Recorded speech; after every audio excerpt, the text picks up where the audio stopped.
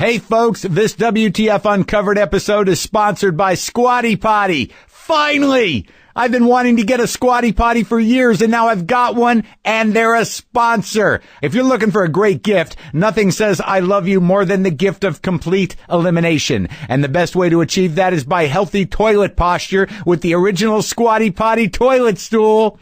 Okay, look, I'm not going to mince words. With Squatty Potty, you will poop faster, easier, and more completely than ever before. Hashtag truth. Go to squattypotty.com, use code WTF, and save 25% off your entire order plus free shipping. This is the best deal out there. Go to squattypotty.com and use the code WTF, and you will be more free in whatever rhymes with shipping. You will be shipping better. You get it? Okay. All right. Let's present this show now.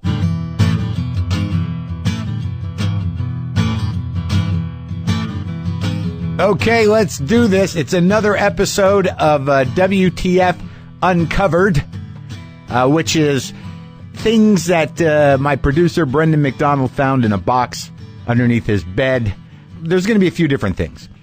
Like next week, we're going to do an Uncovered, which is basically, it is an actual WTF interview that never aired due to circumstances I will explain on the show. But today's Uncovered is a little bit like the last one, last Friday's. It's a lot like it. These are segments from another unaired pilot episode for the Mark Maron Show, a radio show we did on KTLA in 2006. These were done for the GM of the radio station to get our spot, which we already had, I think, in retrospect. I think he was just making us jump through hoops because he hated the idea that he would give me a show.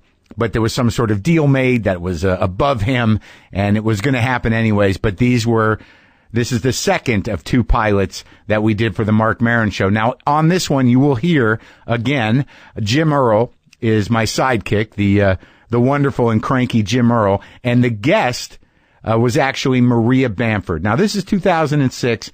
This is a while ago. And it's earlier Maria, but still perfectly and beautifully Maria.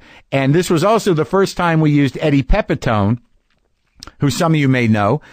We used him as an investigative reporter. He did an investigative reporter segment. This was radio. We did segments. We did funny things. So enjoy this. Enjoy this WTF Uncovered with Jim Earl, Maria Bamford, and the amazing Eddie Pepitone from 2006. Live from Burbank, California, home of Eve Plum, the only Brady who likes sex. It's the Mark Maron Show. And now a man who sleeps in Grover Cleveland's bathtub, Mark Maron.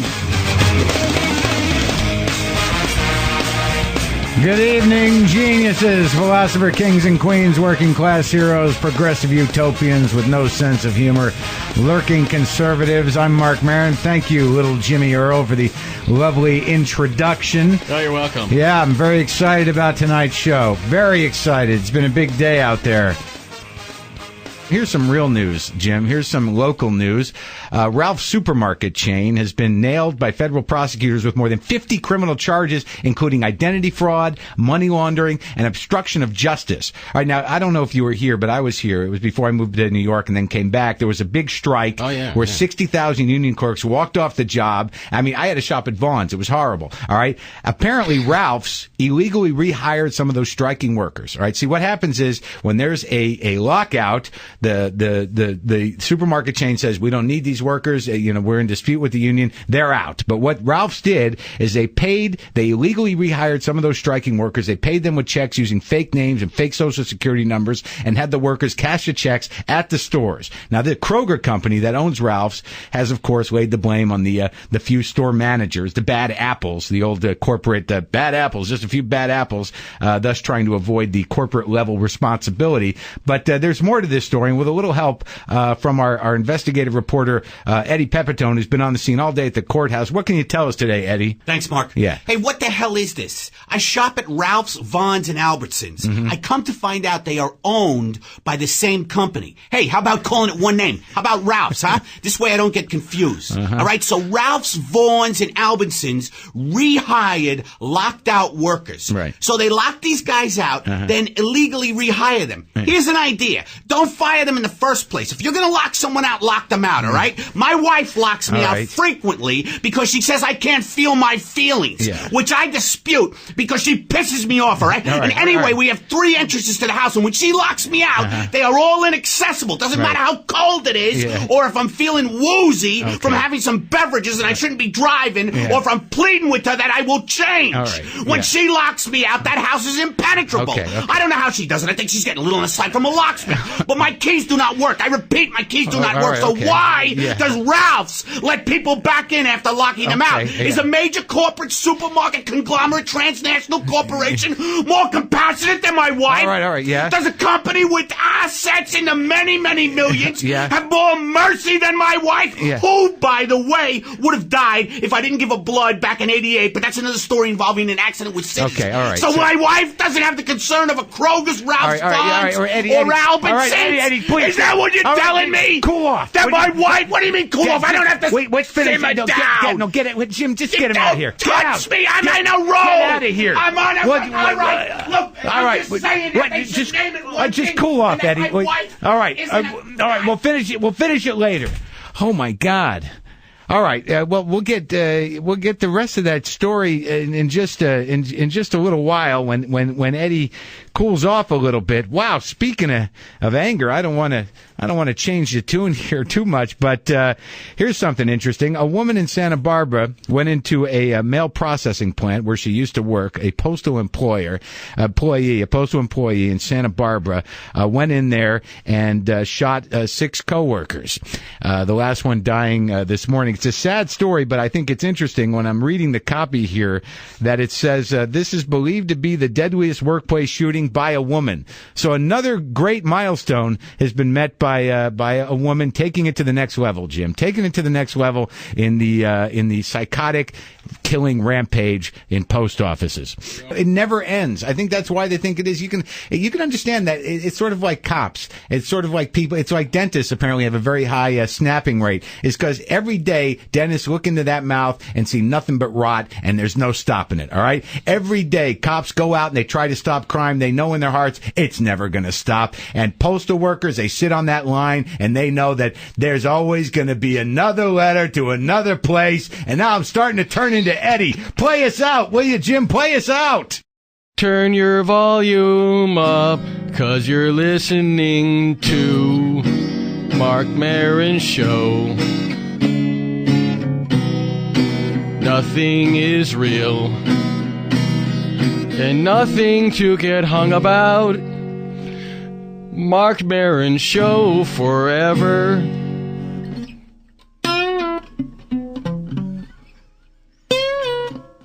Wait, I got the wrong chord.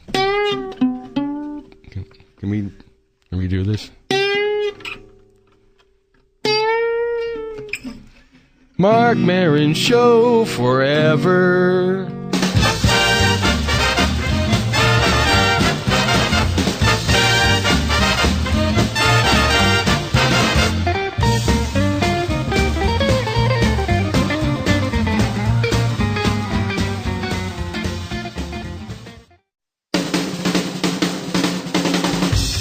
And now, back to my recently discovered biological father, Mark Maron!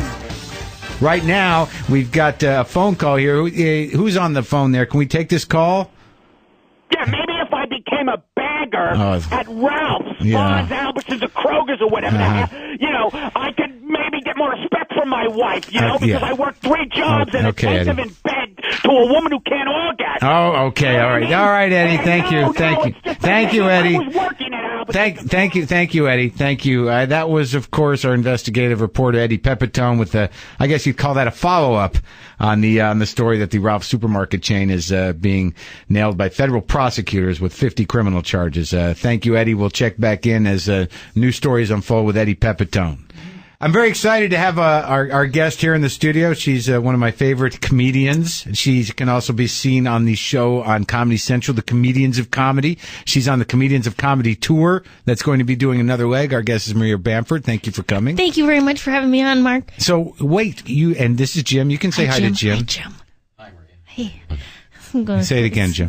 Hi, Maria. How you doing? Thanks for putting the mic on. Yeah. Jesus. You were so funny the other night. We did a small club here in Los Angeles. I think it was called the Small Place on Top of the Other Place. Yeah. What was that called? Was it I think Club it's 5 called or Room something? 410. They do like a secret bi-monthly show, maybe. But it was great. And you did this thing that I'm not going to lead you into one of your bits or anything, but what was that thing? I think you were just working on it, the Hollywood self and the real self. Just once you start living in LA for a while, you have this part of yourself that changes kind of into Hollywood, you know? So I was like talking to myself over the holidays, like, God, maybe I should do something to help other people, you know? Should I be doing more stuff? Hey, Maria, you know what I do is I make people laugh. That is the greatest gift to give to others. Well, but what if I just kind of just one thing, like I went to volunteer at a soup kitchen or something. Sounds like somebody needs a bubble bath. That's funny. Because I find that I beat the hell out of myself about stuff like that. Yeah. And that's just exactly how you rationalize it. Like, but wait, I did do that one thing a long time ago. So you're, I'm glad we caught you because you're going away for 8 weeks. Right. 8 weeks. You're not going to come home at all? Well, I'll come back for between Philadelphia and Minneapolis just for one night. What do you bring with you when you go? Like, do you have some weird thing? Like, I don't know what exactly I'm asking for, but like sometimes when I go on the road, do you bring a little stereo with you? Do you have weird comfort things that make you feel like you're at home? Anyways, oh, that's a good question. Do you have weird habits on the road? I bring some like, you know how people make vision boards or whatever? Yeah. Whatever. Yeah. Like I make one that's kind of like a smaller size for my calendar. Yeah. And then I just look at the images that resonate with me when I'm away from home. That's very nice. So, Jim, do you do that? What's a vision board? A vision board is when you, let's just take a set of magazines, set of some magazines, maybe something you wouldn't normally read, like Forestry Today or something. Yeah. Go through there, just cut out words and pictures that kind of just make you feel something, whether it's happy or concerned or whatever. Then you glue it. Take a little paste and glue it on a piece of poster board, and any way you want, just let it go. Crazy. That's your vision. Where the hell did those come from? I've seen those before. Where did that originate, the vision board? Because when you go to someone you don't really know's house and you kind of look in the bedroom and there's one of those on the wall and you don't know at what point in their life they made it or what it meant to them. I've had that happen many times, like the weird inner sanctum of someone's desk area. Like, I bet you if you walked around here, Clear Channel, some of the cubicles, there's a couple vision boards somewhere in here. Oh, for sure. Well, I think it was maybe initially like a marketing, like a salesman kind of tool to pump yourself up. Like you go, I'm going to put this Maserati on my refrigerator so I can, get pumped to sell stuff. But then now it's become a new age thing of like, I don't have to sell anything. I don't even have to work. And this stuff just comes to me. Like I put, albeit this is a lesser goal than a Maserati, but I'll tell you a little miracle. Mm-hmm. I put a little cutout picture of a microwave on my vision board a couple years back. And and I thought, there's no way I could ever have a microwave. Well, my sister was visiting from Minnesota, and she saw my vision board, and she said, oh, Jesus Christ, that's pathetic. And she sent me her microwave. See that? It's magic. It's see magic. How it's magic? Yeah. How's your mom? She's very good. She's good. She wants my boyfriend to ask me to marry him. The Australian guy? Yeah, she's just, listen, that guy's got a fish for cut bait. Mom, we've been dating for 9 months. I think he has a little bit more time. We've been enjoying getting to know each other. Yeah. Honey, move on. Move on. But she likes him, huh? She likes him, but she's like, I think she just has an idea. Like my parents, when they got, like she just cried on the phone once, and then my dad flew to ask her to marry. Like she just, like it was more of a bullying. She coerced him. Yeah, she coerced him. Yeah. With emotional manipulation. But yeah, I don't know why. But she seems more like, marriage should happen right away. My sister got engaged within 6 months of dating her boyfriend. Maybe she put it on a vision board. Your boyfriend's Australian? He's Australian. That's a long-distance relationship. It certainly is. And we have been dating for 9 months, as I said. And 3 months I went over there so we get to know each other. Now he's come here for 3 months where we've got to know each other. And I'm going to go there for another month to work. I've done a lot of work in Australia because I can't get much work in the U.S. because my comedy has been farmed out to a family in Mumbai who is doing it faster.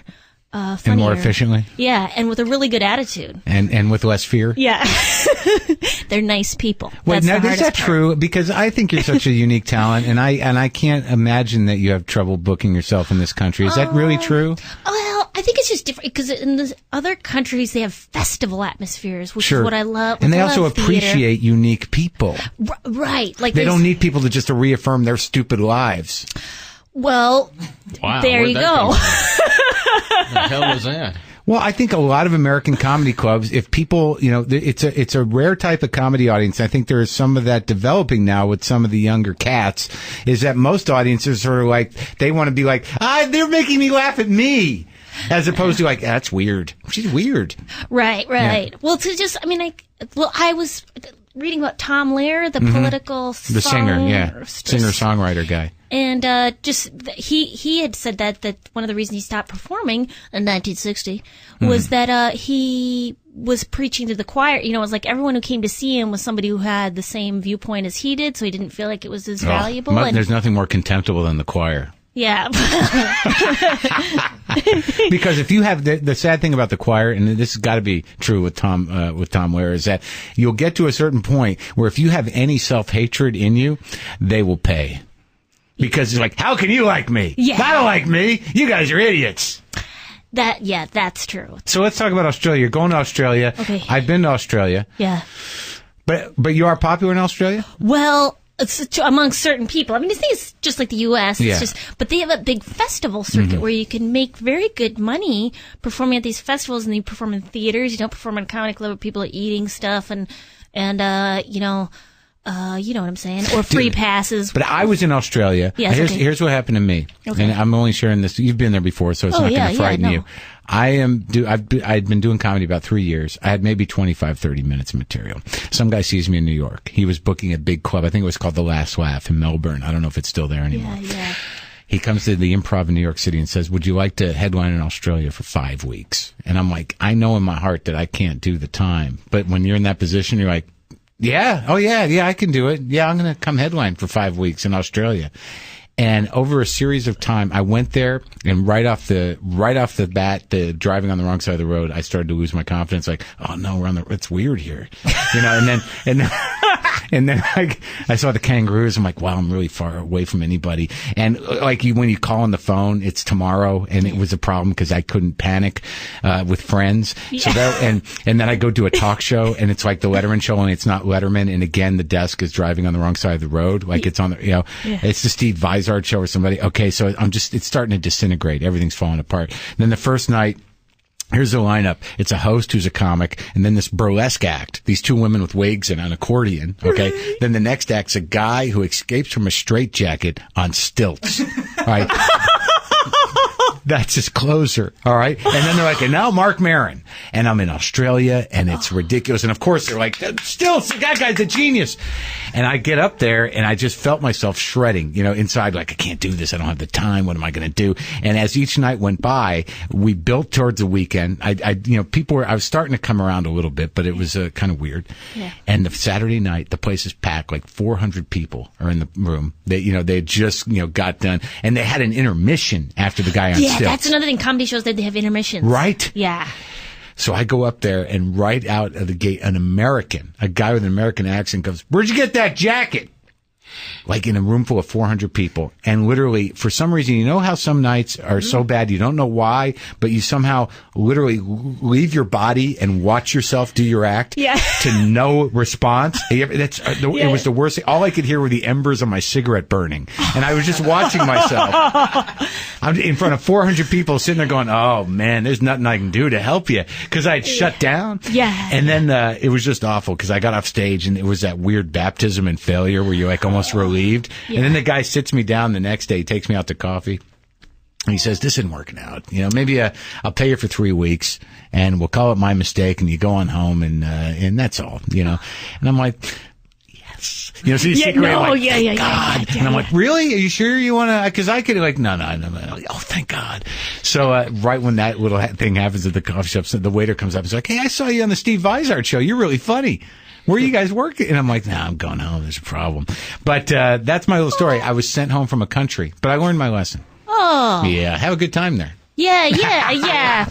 Well, you know what's weird is because I've been trying to do clubs in the U.S. and I don't really do very well all the time because I'm a bit odd. And then when people have come in just for a generic comedy show, we're gonna go see some comedy. Yeah. Like I'm not usually what they're thinking of, and so which I can understand how that would be disappointing. It's disappointing for me to see them, and but I went to Australia and it was like this.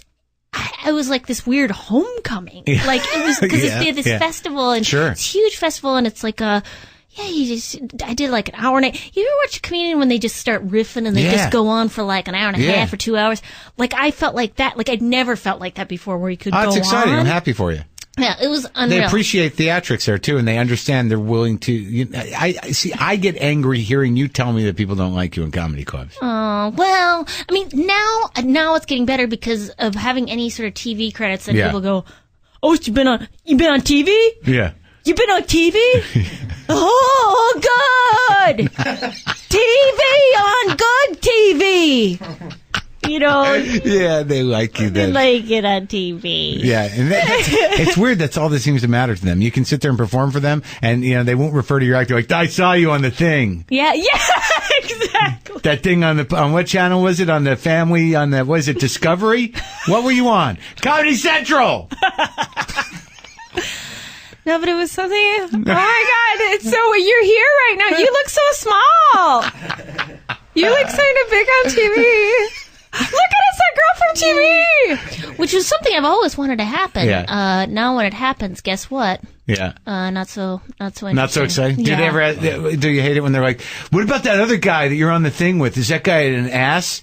Oh, yeah, I ask about the... Well, now, I've gotten some... where they'll be like... Someone will say, I watched your act, and then I watched Saturday Night Live, and there was a joke on it that was a lot like one of your jokes, and I just think you should know about it. Yeah, the comedy police. Like, you're like, what? Yeah. Like, well, basically, I've probably... I mean, not... But every idea of mine has been stolen from the greater atmosphere, so, in terms of... we're all thinking the same thoughts, right? Am I right? Oh, absolutely. I'm right. Well, I always get defensive like that because I don't know who they're looking out for and what they're insinuating and what kind of life do they have where they're sitting there making notes. Like those. I appreciate the comedy fanatics who are actually keeping check of that, but I cannot stand when someone insinuates. It's like I don't know if they stole it from you or maybe you stole it from them. Yeah. And that's when you're like, you don't need to be my fan. You can go away. I don't need that kind of pressure. Well, now they got comedy blogs where they got people going out to just shows and then blogging on it. 7 people. Oh, is it just 7? Sure, okay. Maybe 10 or 12. Oh, your blog, yeah. Huh? Oh, come on. No, have you been to any blog? Yeah. And how many people are there? There's like 7, 12. My mom's there in the chat room waiting to talk about me. My daughter is lovely. I mean, Maria Bamford's a genius. She sat in the chat room for a while talking to people, yeah. I thought that was... Can she type fast? Oh, yeah, she's a good typist. Well, Maria, I want you to be careful. Yeah, I will. I care about you. Oh, that's very nice. And there are funnel spiders out there. Oh. Yeah, only in Sydney, buddy. Spiders. Only in Sydney. Where's your man from? Check your shoes. Sydney. He is from Sydney. So wait a minute. You're right. There is a problem. What the hell's a funnel spider, Jim? Funnel spider, you kill you in 5 seconds. That's all you need Get to out. know. It's a spider that kills you in 5 They seconds? live in funnels. They live in Sydney. You can, it's just, Like a lot of them, or? Sure. Oh, I'm forbidding they're you always to saying go. stuff like that there, because like I was once swimming, and they go, well, there's no shark nets at this beach. Like, there's sharks right when I put my feet in the water. There's a shark going to come up to the, well, down there. Like, okay, come on. But I guess there are. I mean, they never want to make any promises of what if the shark does come up on a beach and nibble your toes? Yeah. I'm a little angry. It's weird about Australians, though. They sort of have that attitude, sort of like, nah. Like me, like, we're Australia. I found that when I was there just for the week, that they're sort of insecure about the placement of their country. It's like, we're over here. No one really needs us. The U.S. used to park their ships here occasionally. Well, they get left off maps all the time. Did you know that? Like people, or like in Foster's, like Australian for beer, they won't put the Tasmania. They won't put Tasmania, which is a part of Australia. Yeah. They'll leave that part off. They'll just put the giant continent without the, it's just all these little things where people are like, so they got a little chip on their sholler? Well, yeah, because they're as big as the United States geographically, but then they only have 20 million people. Huge. And they shrink it on the map. And they make it smaller than what it is, yeah. Well, I mean, if they didn't, Jim, the map would have to be huge. Well, that's an interesting point. I'm glad you... Funnel spiders, where do they live? Funnel spider, in funnels. But they got to check your shoes? You said you got to check your shoes? Check your shoes, they live in there. How big are they? Do you know how big they are? They're like this. Can everybody see this? Oh, God, be careful, will you, Maria? Oh, well. I'll see you when you come back if everything goes well. Yeah, I'll be in Darwin, Alice Springs. All right. There. Okay, sorry, I keep going on. Thank you. Okay.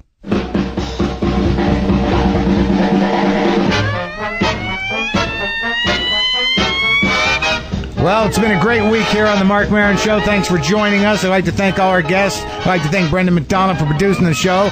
My right-hand man or left-hand man, however you want to call it, Jimmy Earle.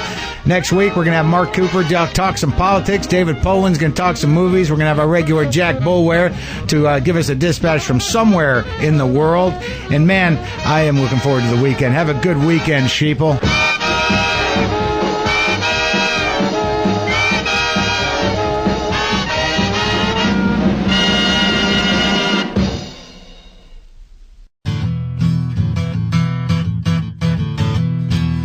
Well, that was fun, wasn't it?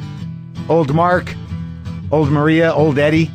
Or I should say young Mark, younger Maria, younger Eddie, and timeless Jim Earle. Again, next week on WTF Uncovered, it is an actual WTF interview that never aired due to circumstances that I will explain to you next week. Okay? All right. Well, have a good weekend. I'll see you in Chicago tomorrow night.